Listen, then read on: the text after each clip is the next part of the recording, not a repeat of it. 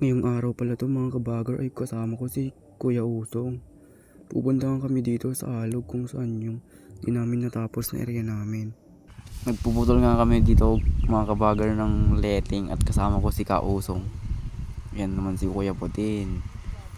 Magsisimula na nga kami dito mga ka-vlogger. At ayun na mga ka-vlogger at nakasakay na nga ako dito sa repair sa taas at hindi po nga pala na yung dito. Bumaba nga ako dito mga ka-vlogger at tinulungan ko si Kausong dahil hindi pa nga naibababa yung bed. Dito nga mga ka-vlogger at nagpapalakad na kami at pupunta na kami sa next destination namin. Ito na mga ka-vlogger, pagod na nga ako dito mga ka-vlogger. At dahil mag-isa lang ako ay tsinatsagaan ko na lang. Ito nga mga ka-vlogger at tapos na yung area namin dito. At medyo pagod na ako dito mga ka-vlogger.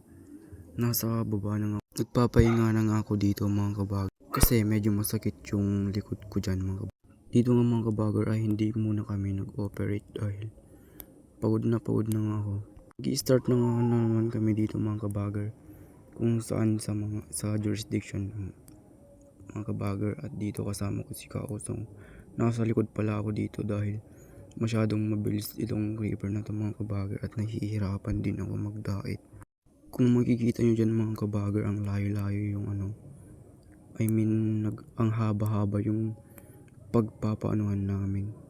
Sobrang boring na kami dito mga ka-vlogger dahil ang layo-layo pa tapos ang late-late pa nang linalabas na mais dito mga ka-vlogger, kaya yan video na lang ako. Tapos na nga yung malawak dito mga ka-vlogger at ayan yung mga kasama kong nagkakaryada sila.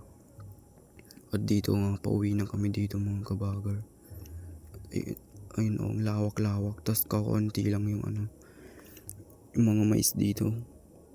Pumunta nga pala kami dito mga ka-vlogger sa Alog at ayun nagpapalakad na kami dito. Hindi nga ako nakapag-video kanina dahil maboboring ako.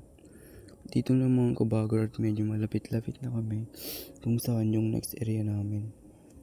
At dito ay sobrang init-init at nagbibideo lang ako. Fast forward nga natin mga ka-vlogger ay natapos na yung area namin dito.